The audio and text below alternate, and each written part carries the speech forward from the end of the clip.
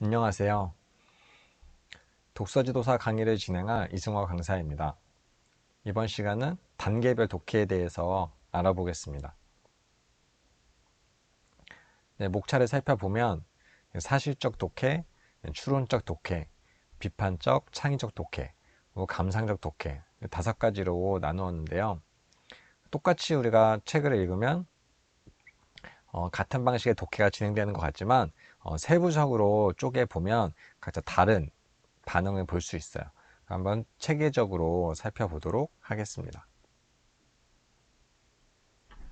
네, 우선 하나의 예시를 살펴볼게요. 침대는 가구가 아닙니다. 침대는 과학입니다. 네, 우리에게 익숙한 이제 광고 멘트죠. 더 이제 어린 친구들은 잘 모를 수도 있겠지만 이제 익숙한 멘트인데 이 텍스트를 보고 나서 아이들 반응을 한번 살펴볼게요. 여러 가지 학생들의 반응이 있을 수 있어요.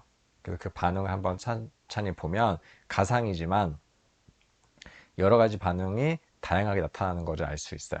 그래서 한 학생은 과학이란 어휘의 의미 자체를 헷갈려하고 침대는 과학이라는데 과학이 뭐지? 과학이 뭘 의미하지? 이렇게 생각하는. 그리고 한 친구는 침대는 가구가 아니네. 이런 것들 스스로 이제 사실 자체를 직접적으로 그대로 이해하는, 그러니까 우선 알고 있는 그 텍스트 자체를 파악하는 데 집중한 친구가 있고, 또 한 친구는 저런 침대에서 자면 굉장히 달콤하고 좋은 꿈을 꿀 거야, 푹신푹신 하겠는데, 이렇게 되게 정서적으로 반응하는 친구도 있을 테고, 또 한 친구는 어? 침대가 과학이라고? 과학적으로 만들었다는 의미인가?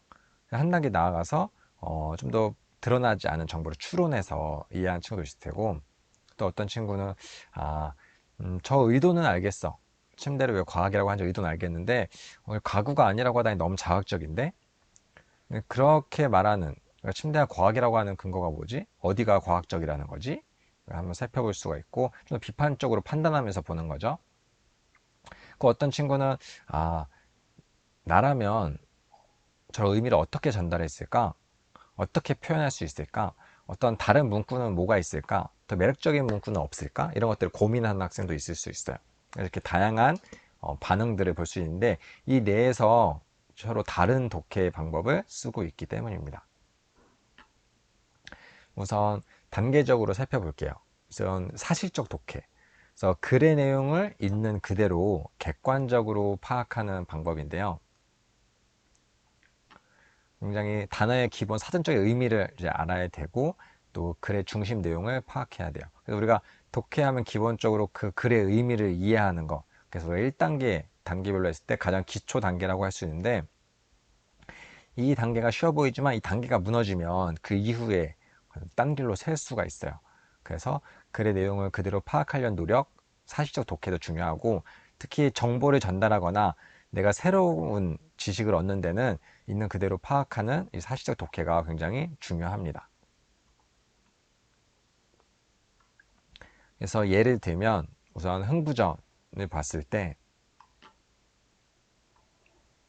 흥부전의 내용을 우선 그 사실, 드러난 텍스트에 드러난 사실을 이해하는 거예요. 흥부가 어떻게 부자가 되었지? 흥부는 굉장히 가난했는데 어떻게 부자가 되었지? 음, 어, 제비를 도와주고 제비가 준 박씨를 키워서 박씨 안에 있는 보물을 통해서 부자가 되었지. 근데 이런 걸 물어보고 점검하다 보면 기억이 안 나요 라고 하는 친구가 있는데, 단순히 이제 까먹고 기억이 안 나는 걸 수도 있지만 사실적인 이해 자체를 못하는 친구들도 꽤 있어요. 그럼 점검해 주면 좋고, 놀부는 어떤 벌을 받았지? 이렇게 욕심을 부리고 동생을 괴롭히고 했는데 어떤 벌을 받았지?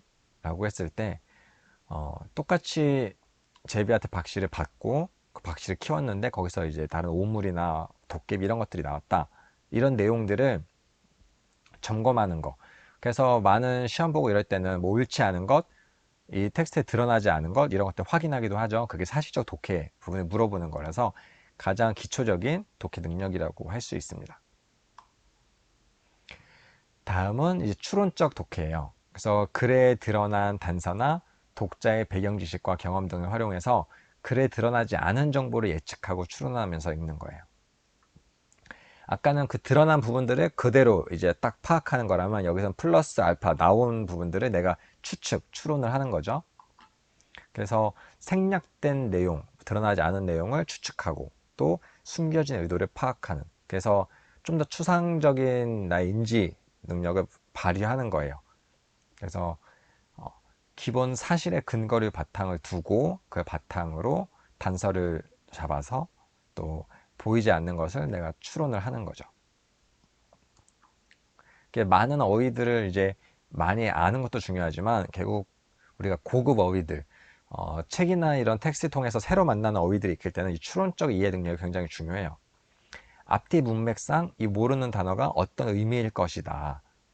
매번 다 사전 검색하면서 읽을 수는 없으니까 그래서 추론적으로 이해를 하고 넘어가고 그런 맥락과 추론 활용하는 게 되게 중요한데 이게 고급 독자로 이어나가는 발판이라고 할 수 있습니다. 그래서 예를 들어 개미와 배짱이 이야기가 있을 때 이건 그냥 쉬운 동화니까 어떻게 우리가 지도하는지의 방법으로 이제 접하면 같이 책을 읽는 도중에는 다음 이야기를 미리 보여주지 않고, 그러니까 페이지가 넘어갔을 때 다음 이야기를 말해주지 않고 여기서 개미는 배짱이의 부탁을 들어줄까? 어떻게 할까?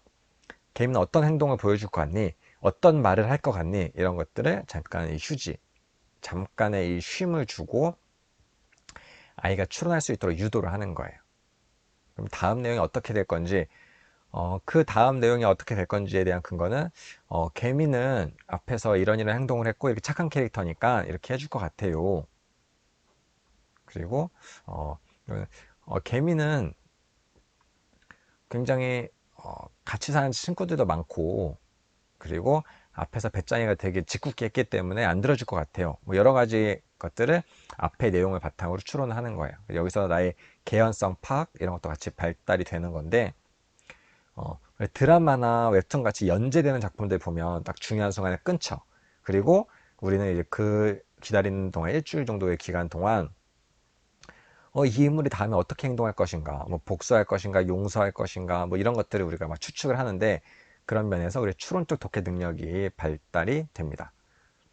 그리고 작품을 다 읽고 나서도 읽은 후에 어, 여기까지는 개미가 도와줘서 겨울을 잘 보냈는데 배짱이는 다음 여름은 어떻게 보낼까? 드러나지 않은 부분을 우리가 추론하는 거죠. 뭐 상상을 하고 나의 상상력과 창의력을 이제 발동하는 건데 여기서도 근거는 기본 나와 있는 사실, 텍스트를 바탕으로 하면 좋아요.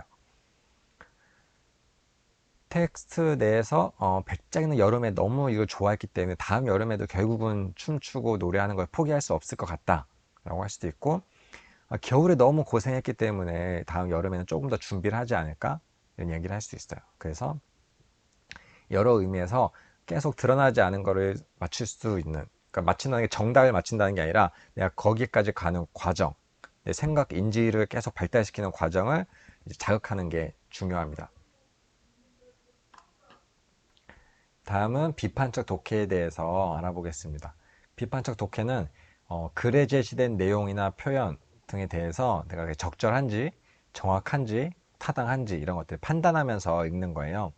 특히 우리가 어떤 정보 전달, 어떤 메시지를 전달받을 때 이 메시지가 맞는 건지, 정보의 근거가 타당한 건지 이런 것들 계속 점검하면서 의문을 가지면서 읽는 거예요.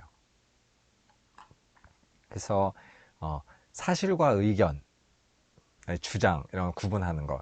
그래서 그러니까 어떤 정보 전달 텍스트 이런 걸 봤을 때 이게 사실을 전달해 주는 건지 아니면 이 작가가 자신의 생각을 그냥 말하는 건지 이런 것들 구분하고, 그리고 의견과 주장 같은 거, 사실 같은 거에서도 타당한 근거인지 이런 것들 계속 파악하면서 읽는 겁니다. 이게 서사 이야기 책에서도 이 사람이 이렇게 행동한 것이 개연성에 맞는지 점검하고 판단하고 어 이렇게 대사를 활용하고 이런 것들이 너무 자기적이지 않는 이런 것들을 계속 내가 분석하고 판단하면서 읽는 게 비판적 독해의 핵심이라고 할 수 있어요. 이게 최근에 각광받는 이유는 요즘 아도 가짜 뉴스부터 해서 많은 이제 거짓 정보, 허위 정보들이 이제 돌아다니고 있기 때문에 이 비판적 사고를 기르지 않으면 우리가 많은 손해를 볼 수가 있어요. 많은 거짓 정보들이 돌아다니고 있기 때문에 그런 걸 기를 수도 있는데 비판적 사고를 기르는데 이런 비판적 독해 능력이 굉장히 중요합니다. 그래서 홍길동전을 예로 한번 살펴볼게요. 홍길동전을 읽고 야, 홍길동 멋있다 이렇게 하는 것에서 넘어가서 한번 비판적으로 점검, 판단해 보는 거예요. 홍길동이 이제 하는 행위들이 결국 가난한 사람들을 위해서 이 부자들의 재산을 빼앗아서 이제 나눠주는데 아무리 그들이 부자들이 나쁜 방법으로 착취했다고 하더라도 어, 허락받지 않은 남의 물건을 이제 가져오는 것이 과연 정의로운가? 이런 고민을 해볼 수가 있죠. 한 번 더 이 인물의 행동에 대해서 판단하고 평가하고 좀 더 분석하는 거예요. 그리고 홍길동이 마지막에 율도국이라고 해서 새로운 나라를 개척하는 것도 좋지만 그러면 결국 기존에 있던 사회, 기존에 있던 나라, 남은 사람들은 어떻게 살아가지? 결국 과거의 불평등한 사회를 계속 살아갈 수밖에 없는 건가? 홍길동이 결국 버린 건 아닌가? 이런 식의 조금 더 비판적으로 판단하는 그런 의문을 가지고 생각해 볼 수가 있습니다. 한 번 더 깊이 있게 사고를 들어가는 거죠. 그래서 앞에 있는 사실, 추론, 좀 더 고차원적인 인지 능력이 필요한 부분이기도 해요. 다음은 창의적 독해입니다. 그래서 글의 내용을 바탕으로 나의 생각과 경험을 접목해서 새로운 생각이나 견해를 발견하는 거예요. 그래서 비판적인 어떤 평가의 관점이고 판단한다면 창의적 독해는 조금은 더 새로운 것을 내가 만들고 창조적으로 재구성하는 그런 활동을 이제 포함하고 있어요.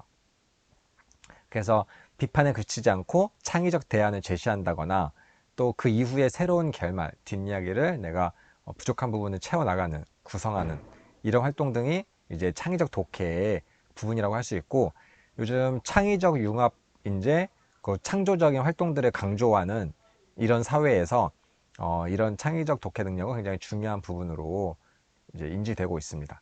그래서 어떤 이야기를 읽고 나서 나만의 이야기를 새로 만들고 어떤 인물을 바탕으로 해서 새로운 구성을 하고 이런 활동들이 독후 활동에서 요즘 창의적으로 많이 이루어지고 있습니다.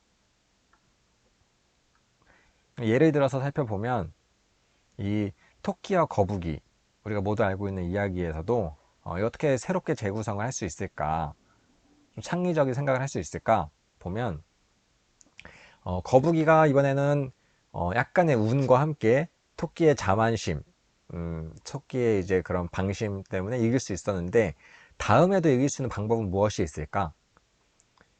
이 텍스트의 기본 요소를 가지고 새로운 이야기거리, 새로운 확산거리를 만들어 가는 거예요. 다음에 이길 수 있는 방법은 무엇이 있을까? 이런 걸 바탕으로 뭐 슈퍼거북이라는 새로운 뒷이야기를 다룬 동화책이 탄생이 되기도 하고 새로운 컨텐츠를 만들어 갈 수도 있어요. 그 다음에 또 달리기는 조금 토끼에게 유리한 것 같은데 달리기 말고 어떤 경주를 둘이 할 수 있을까? 바다에서 수영을 한다거나 뭐 떼구르를 구르는 방법 뭐 여러 가지를 방법을 내가 새롭게 경주를 만들어 보고 재구성할 수 있는 거죠. 그래서 아주 단순한 이야기더라도 새롭게 이야기를 확장해 나가는데 이 창의적 독해 능력이 굉장히 중요합니다. 그래서 이런 거를 발달시킬 수 있는 질문이나 활동도 꾸준히 해주시면 좋아요. 다음은 이제 감상적 독해입니다. 감상적 독해는 나의 생각이나 경험을 바탕으로 이 글의 정서와 교감하고 좀 더 감동하고 나의 정서적 반응을 하는 거예요.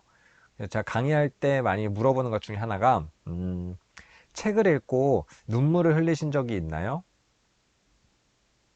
뭐 영화를 보고 같이 이제 감동받아서 눈물을 흘린 적이 있나요? 이런 것들을 자주 물어봐요.